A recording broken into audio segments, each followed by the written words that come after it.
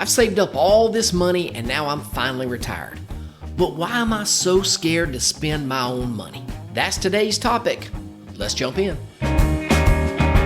It's time for the My Retirement Clarity Podcast with Lee Perkins, financial planner and president of J.L. Perkins Wealth Management. Get ready for a good dose of inspiration, simplicity, implementation, and of course, clarity on how to successfully prepare for retirement and grow and preserve your wealth. Here's Ben George with Lee Perkins.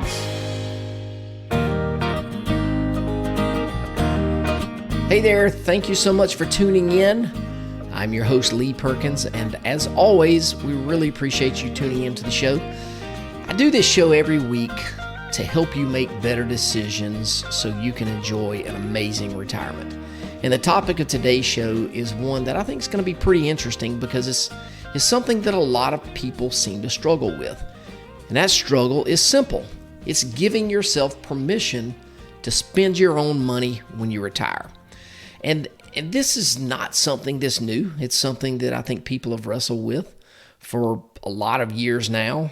But it seems to me to be a little more prevalent over the last, maybe 5 or 10 years or so.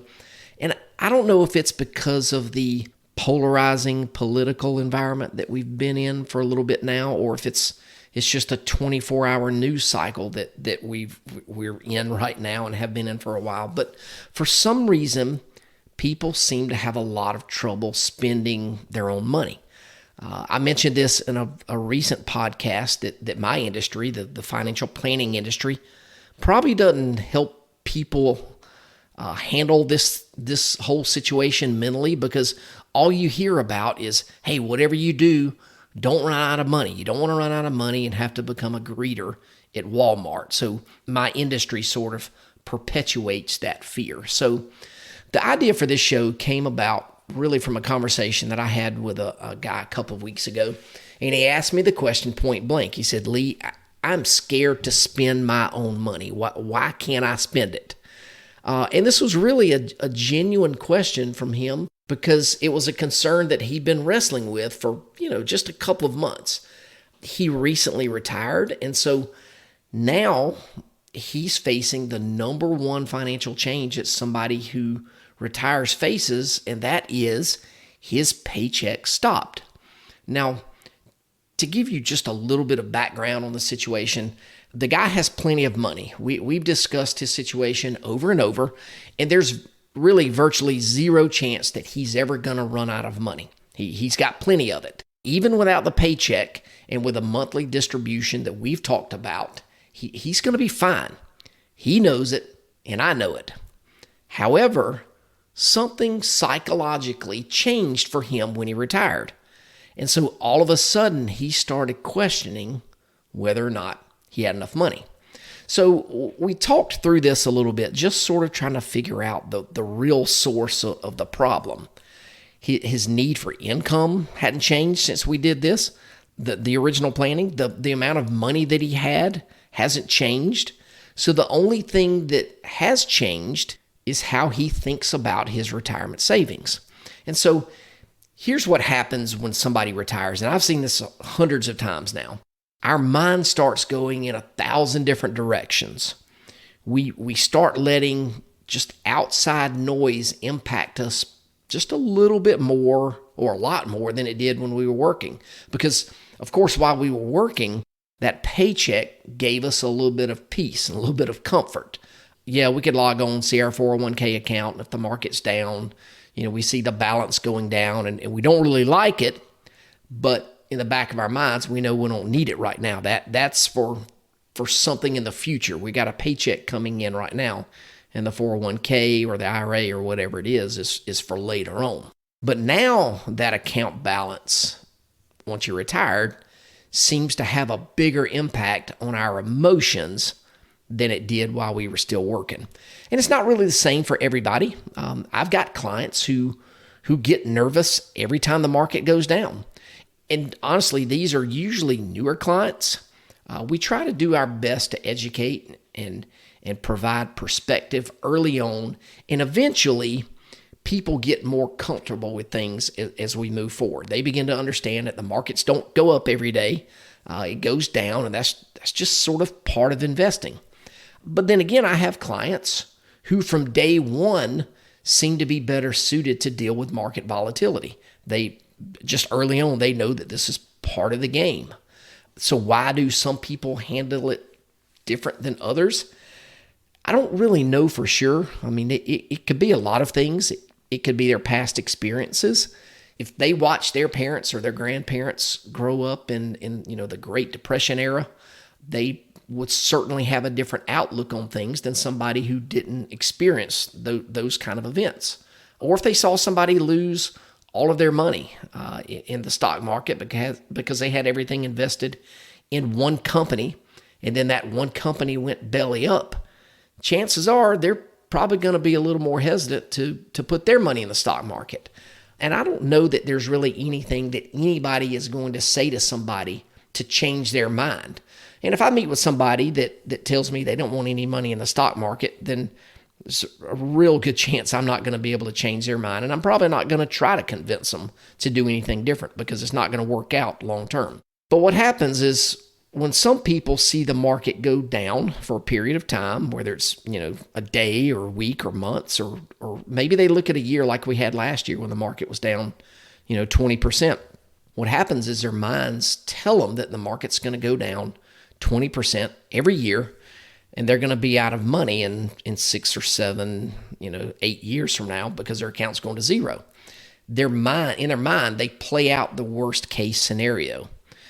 Even though deep down inside, we know that the chance of this happening is really minuscule. It's never happened before, but our minds tell us that the market's going to go down every single day, and it's never coming up again. And I can show you chart after chart of historical data that illustrates how the market is cyclical. It goes up and down.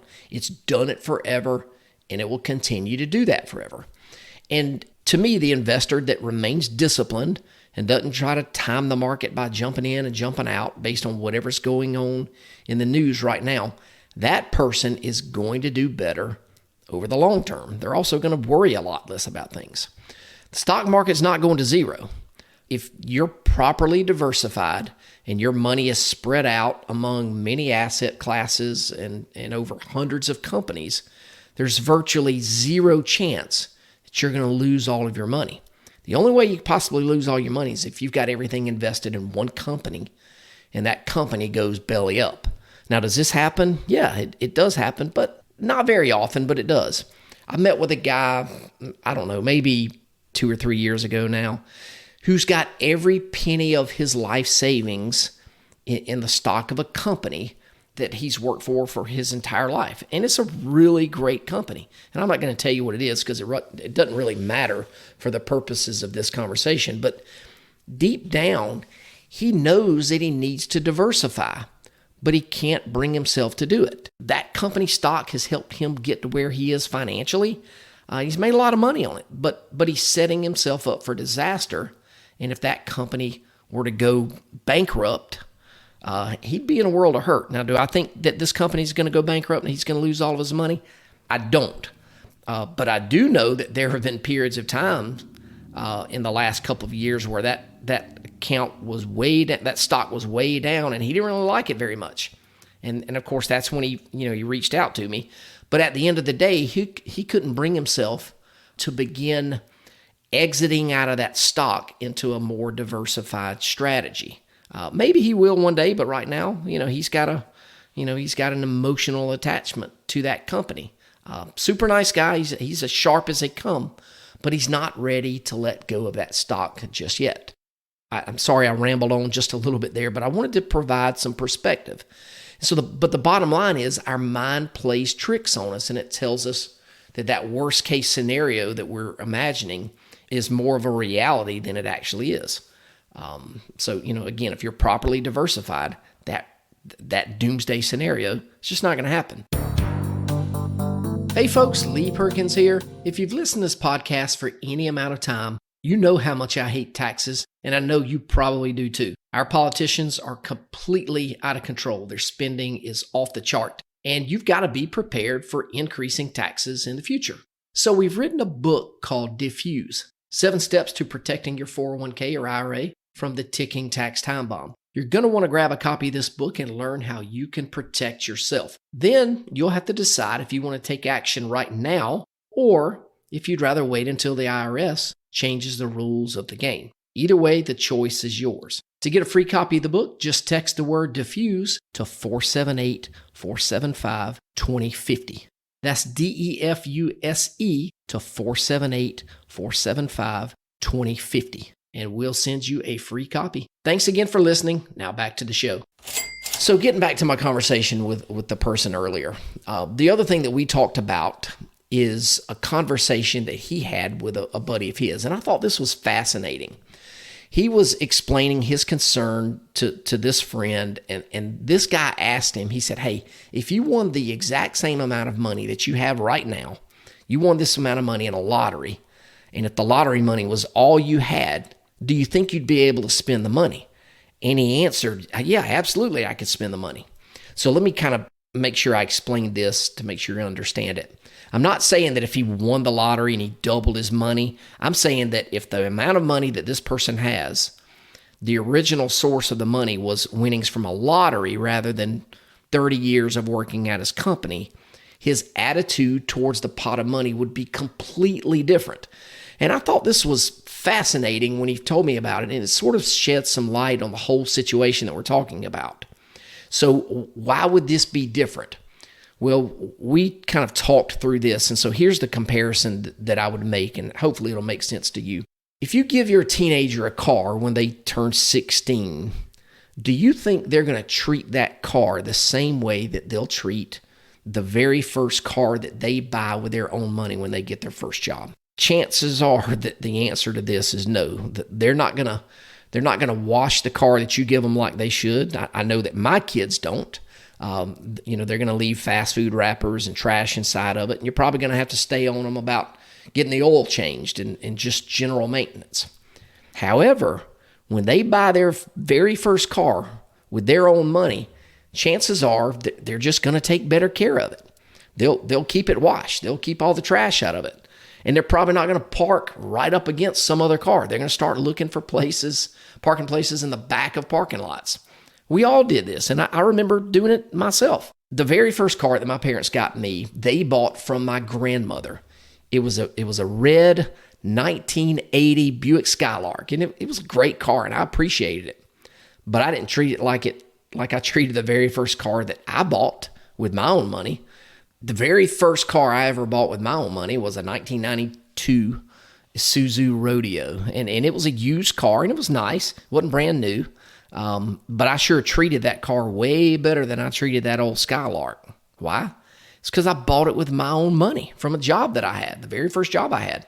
So the car had a different value to me than the first car. And I'm not talking about the dollar value. I'm talking about how I valued the car in general. So I think it's the same way with our money. The guy said that if the source of the money was from a lottery, he could give himself permission to spend it. But because he had to work and put years of blood and sweat to save this 401k money that he has, it's a little bit more difficult for him to let go of it. Even though it's the same money. It's the exact same amount, but the source is different. So what's the solution? Well, I think we've already sort of determined what the problem is, but the solution is, what do you do to give yourself permission to spend your own money? Well, candidly, I don't know that there's going to be an answer that's going to work for everybody. I think you have to trust the numbers and trust the work that you've done, and hopefully you've done the proper due diligence in your situation to make sure things work out. We did scenario after scenario with the guy that I've been talking about, and the numbers work. They work in a good market and they work in a bad market. But what you got to do is believe those numbers and trust the work that went into it, and trust that those results show you that you're going to be okay in retirement. And so really, I think this is why it's important to work with somebody, a financial professional who can take the emotions out of the equation and let you see things for what they really are. Because if you're too close to the situation, your judgment is just going to be swayed because you're emotionally attached to that situation and to your money. And so when I did the analysis for this guy, I didn't attach any emotions to it. I was simply crunching the data that he provided me so I could give him, the information that he wanted to know and really answer his main question, which was, hey, can I retire and live the way I want to retire? And that's what we did. So, I can't remove media influence. I can't elect a president. I can't make the market go up every year. I wish I could. But what I can do is provide perspective, and that's what I tried to do for this guy. And at the end of the day, he gets it. We even talked about how this will be a great topic for the podcast, and so that's why we did it. So, if you're one of those people that has trouble spending your money, after you've done all the work and you trust those results, I would recommend that you use some kind of bucket strategy.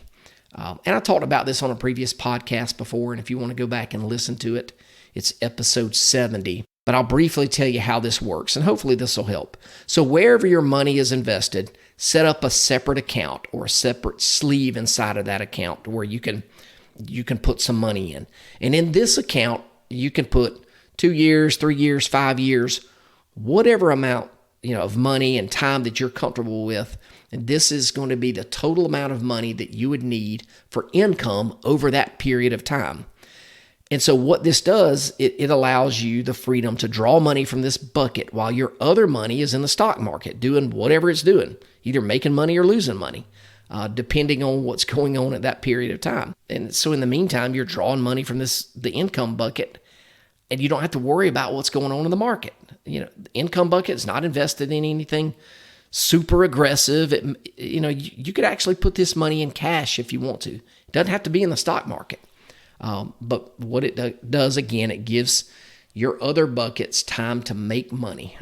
It may not make money this year, may not make money next year, but over the next 5 or 10 years, do I think the stock market's going to increase and your account value is going to grow? I absolutely do. Now, if you don't have the same belief as me, then you don't need to have your money in the stock market. You need to keep it in a CD or some type of cash account or something where you're not subject to market risk. But if you do this, you just need to know that if you don't have any kind of market risk, inflation could tackle you from behind. So, you just need to make sure you choose the strategy that works best for you in up markets and down markets. Stay disciplined. So I guess sort of to wrap up here, the bottom line is don't be scared to spend your money. That's my overall message for you today. You worked hard for it, so spend it. Don't sacrifice your retirement right now to wait for a rainy day that may never come. There's so many folks out there who just don't want to spend money because of something that could happen in the future, or they want to just leave it all to their kids. And that's great. People want to leave something to their kids. That's fine, but you certainly don't have to. And if your kids were honest, they would probably tell you, hey, they'd rather you enjoy the money now, and they'll be happy with whatever's left over. So that's sort of it for today. I hope this has been helpful. I just kind of wanted to share some real-world experiences from people that I've talked to. I've got more and more conversations with clients nowadays, telling them, encouraging them to spend their money while they're young enough and healthy enough to do it. And so that's what I'd like for you to do too. So if you have any questions for me, want to talk about your situation, certainly you can connect with me at www.talkwithlee.com. We can set up a short phone call there. I have several phone calls each week with listeners from this show, and I'll be glad to chat with you as well. So that's it. Thanks for tuning in today, and we'll catch you next time. Lee Perkins here, and I want to thank you so much for tuning into the show today. If you like our podcast, we would be honored if you would share the show with others. And one great way to do that is by posting the show to your social media pages or by just telling others about it. Either way, we would really appreciate it. And of course, if you do enjoy the show, we would appreciate it if you would give us a 5-star review. And this certainly helps other people like you find our show. And if you want to learn a little more about our firm and how we help people have the best retirement they can possibly have, go check us out at www.myretirementclarity.com. There are a lot of great resources that you can access directly on the website. And of course, if you want to have a conversation with me, you can visit www.talkwithlee.com, and this will take you directly to my calendar. And there you can schedule a 15-minute phone call so I can learn a little bit more about your situation. Of course, everybody is not a great fit for our firm, but if I think we can add value and put you in a better situation, I'll let you know, and we can certainly talk about the next steps. So thanks again for tuning into the show, and we'll catch you next time. Investment advisory services are offered by J.L. Perkins Wealth Management, a registered investment advisor and insurance agency. Information is for illustrative purposes only and does not constitute tax, legal, or investment advice. Always consult with a qualified tax, legal, or investment professional before taking any action.